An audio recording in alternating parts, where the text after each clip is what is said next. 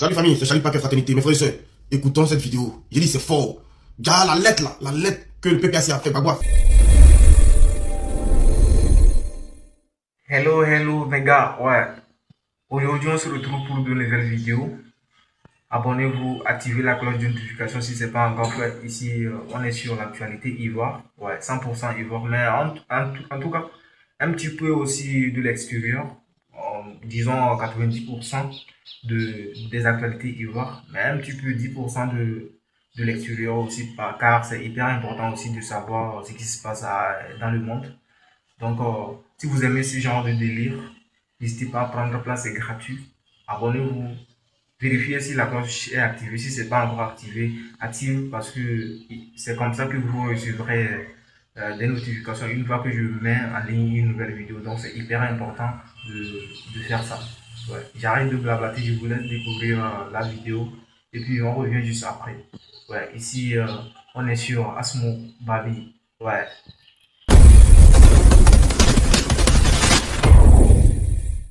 Salut famille, c'est Charlie Paquet Fraternité. Mes frères et sœurs, écoutons cette vidéo. J'ai dit c'est fort. Déjà la lettre là, la lettre que le PPAC a fait, Bagua a fait pour la CPI là. Déjà c'est pour condamner Sorogium, c'est pour condamner Sorogium. Le chef d'État français me demandait l'argent.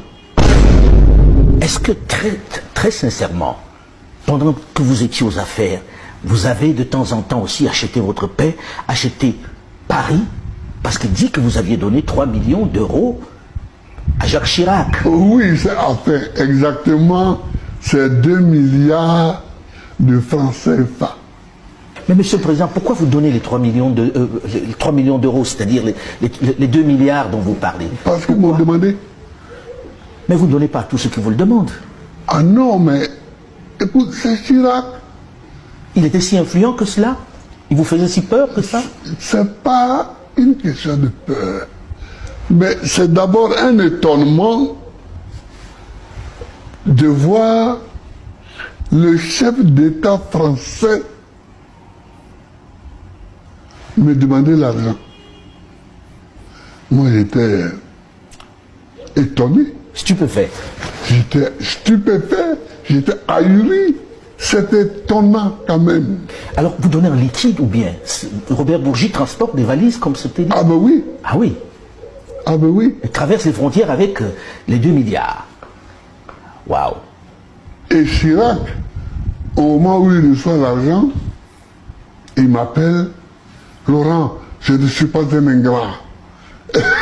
Ah, il vous a dit ça? C'est amusant, non? Ah oui, on ne peut pas être plus ingrat. Laurent, je ne suis pas un ingrat. Je saurai m'en souvenir. Je saurai m'en souvenir. Et puis après, derrière mon dos, monte une rébellion qui vient m'attaquer. En termes d'ingratitude, On fait difficilement mieux. voilà. On fait difficilement mieux, ça je vous le concède. Mes frères, vous avez compris? Donc le président Gbagbo, il sait bel et bien qui a financé la rébellion. Donc, qu'est-ce que le président Gbagbo cherche de vous à moi? C'est pour condamner Soro, et vous allez comprendre ici dans la vidéo qui va suivre que c'est pour condamner Sorogium. Parce qu'à aucun moment le nom d'Ado est cité dans quelque chose. Mes frères, avant de monter l'autre vidéo, je suis déçu du président Gbagbo Laurent dans le temps qu'il y avait un complexe d'infériorité face aux Blancs. Il prend l'argent dans mallette pour aller donner ça à Jacques Chirac. C'est-à-dire, ton propre argent, tu donnes, et puis la personne prend l'argent là pour te faire du mal. Bon, c'est même pas son propre argent. L'argent des Ivoiriens. Le président Gbagbo prend l'argent des Ivoiriens pour remettre à Jacques Chirac. Et puis Jacques Chirac va financer une rébellion depuis le Burkina pour venir t'attaquer. Voilà pourquoi Philippe Mangou a dit que Gbagbo a financé la rébellion de façon accidentelle. Il a même donné encore 500 millions à Kone Zakaria Donc, le président Gbagbo dilapidait l'argent des Ivoiriens. Pourtant, on nous disait qu'il n'y avait pas d'argent pour construire la Côte d'Ivoire, pour bâtir la Côte d'Ivoire. On nous a servi que des monuments aux morts, à des carrefours, à des ronds-points, des statues. Grâce au Prado, on a compris qu'on pouvait réaliser, on pouvait faire un rond-point là. On pouvait faire un échangeur là. À cette place, on pouvait faire un pont à cette place. Mes frères, même si on aime Gbagbo, lisez entre les lignes. Le président Gbagbo n'est pas un enfant. Le président Gbagbo n'est pas un enfant. Le président Gbagbo sait très bien dans quoi il était hier. Peut-être qu'il a du remords, on ne sait pas. Mais c'est lui qui a financé cette rébellion de façon accidentelle. Puisque lui-même, il est dit. C'est pas nous qui avons inventé. Philippe Mago a dit, il a financé comme les Zakaria. Gbagbo lui-même dit qu'il a remis l'argent en main propre. C'est-à-dire, l'argent, transporter des mallettes d'argent de la Côte d'Ivoire pour aller donner ça à Jacques Chirac. Tout ça pourquoi? Tout ça pourquoi? Tout ça pourquoi? Pour qu'il puisse financer une rébellion pour t'attaquer. Mais c'est que c'est toi-même qui est ton propre sorcier. Mais vrai, la lettre de Gbagbo Laurent à la CPI, ce n'est pas pour condamner quelqu'un. Parce que Soro les a empêchés dans leur marmaille. Donc c'est pour envoyer Soro à la CPI. On écoute ici cette vidéo et on revient. Bonjour Président Fi. Bonjour. Alors récemment, dans une interview accordée à un organe international, vous avez estimé que la démarche du pardon du président de l'Assemblée nationale était sujette à caution. Est-ce que vous pouvez expliquer un peu les raisons de cette méfiance? Mais d'abord, la première chose, c'est que chacun d'entre nous doit savoir que la rébellion armée en Côte d'Ivoire est l'œuvre de M. Soro Diom. Et que c'est cette rébellion armée qui a endeuillé la Côte d'Ivoire et que c'est cette rébellion armée qui est la principale cause du malheur de milliers d'Ivoiriens, à commencer d'abord par les militants du Front populaire ivoirien et les partisans du président Gbagbo Laurent. Si aujourd'hui des Ivoiriens sont en exil, c'est à cause de M. Soro Diom. Si aujourd'hui des Ivoiriens sont en prison, c'est à cause de M. Soro Diom. Si aujourd'hui le président Gbagbo Laurent est en prison à la CPI, c'est à cause de M. Soro Diom. Et pourtant, pendant tout ce temps, de 2002 à 2010, plusieurs occasions ont été offertes à M. Soro Diom de mettre fin à la spirale de la violence. D'abord à travers l'accord de Marcoussis. Ensuite, à travers l'accord politique de Ouaga, qui a permis à M. Soro Diom de devenir président, disons, premier ministre de la République de Côte d'Ivoire, grâce au président Laurent Gbagbo, avec la caution du président Laurent Gbagbo, avec l'espoir que cette position va lui permettre de mettre fin à la violence, à la guerre, de restaurer l'unité du pays, de restaurer la démocratie et de permettre au pays d'aller à des élections apaisées. Malheureusement, M. Soro Diom a utilisé ce poste pour conduire à la crise post-électorale de 2010-2011 et à la déportation du président Laurent Gbagbo à la CPI. Donc aujourd'hui, nous avons de légitimes raisons de ne pas faire confiance à M. Soro Diom et de le considérer comme la cause de nos malheurs. S'il dit qu'il a changé, il faut qu'il le prouve par des actes. Ce n'est pas par des déclarations. Il est l'une des personnalités principales du régime actuel. Je peux dire même la deuxième personnalité du régime actuel. Il a la possibilité, ici en Côte d'Ivoire, de faire en sorte que les prisonniers politiques soient libérés.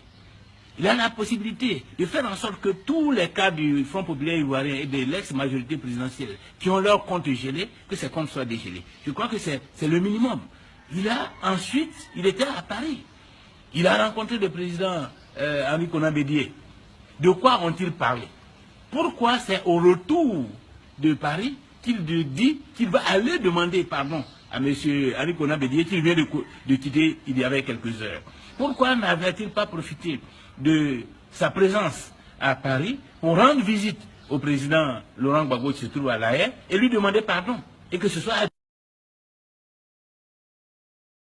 à la CPI et demander pardon au président Laurent Gbagbo. On finit d'écouter le président Pascal Affi-N'Guessan qui nous dit que la rébellion armée en Côte d'Ivoire est l'œuvre de Soro Diom. Tout ce qui a tout ce qui a pu venir en mal en Côte d'Ivoire, c'est de la faute de Soro Guillaume. Donc vous pensez que le président Gbagbo Laurent, sa lettre qu'il réitère à la CPI là, c'est pour caresser Soro Guillaume. Quand on écoute Pascal Afingessa, à quel moment il nous dit que Ado est dedans? Quand on écoute Pascal Afingessa, et cette vidéo ça date, est-ce que on a entendu que Ado est impliqué dans quoi que ce soit? Jamais. Alassane Ouattara ne peut pas rester au fond, au FMI, et puis manigancer des coups d'État. Mais les services de renseignement américains allaient le choper. Parce que là-bas, ça ne joue pas. Les services de renseignement américains allaient choper le président Alassane Ouattara s'il était dans des coups de déstabilisation de coups d'État. Parce que les conversations s'enregistrent automatiquement lorsque vous parlez de terreau, de déstabilisation. Automatiquement, on vous enregistre. Ado est quelqu'un de parfait, est blanc comme neige. On a écouté Afingessa. Et quand on voit Kone Katina venir s'expliquer chaque jour, parce que Soro est en train de les menacer, parce que Nadi Bamba travaille avec Soro Guillaume. Nadi Bamba travaille avec Soro Guillaume. Blé Goudé l'a dit. Nadi Bamba travaille avec Soro Guillaume. Donc, peut-être que Soro dit, mais qu'est-ce que vous faites là? Donc, Kone Katina est obligé de venir s'expliquer pour nous faire comprendre que non, Soro n'est pas dedans. Aïe, Adama, on peut faire ça. Mais dans la lettre là, ils ont cité tous les noms déjà. Tous les chefs rebelles, y compris Soro Guillaume. Le président Gbagbo a parlé du président Alassane Ouattara à la fin de sa lettre, lorsqu'il parle politique. Parce qu'il sait que Ado est un homme politique. Lorsqu'il parle politique, c'est là qu'il mentionne le nom d'Alassane Ouattara. Ouais. Et puis ils vont venir vous berner. Non, c'est pas pour Soro Guillaume. Voilà ce qu'eux ils pensent. Voilà ce qu'eux ils pensent de Soro Guillaume. Vous n'avez rien compris. C'est pas encore fini. Je vais revenir. Mais frère, ceux qui n'ont pas compris là, révisionnez la vidéo. Et puis partagez, abonnez-vous massivement. Car l'heure de la vérité a sonné. Ouais, on se retrouve à la fin de la vidéo. Qu'est-ce que vous en pensez de ce que vous avez regardé et tout? N'hésitez pas à me passer vos avis dans les commentaires parce que vos avis aussi, ça compte vraiment pour moi. Je suis là pour vous lire et tout. Vos avis, qu'est-ce que vous en pensez et tout. Mettez-moi tout ça dans les commentaires. C'est hyper important pour moi. Et bon, ici on est sur Babi. Et surtout, activez la cloche de notification. Abonnez-vous et on se retrouve pour de nouvelles vidéos. C'était votre gars Asmo. Ici on est sur Babi.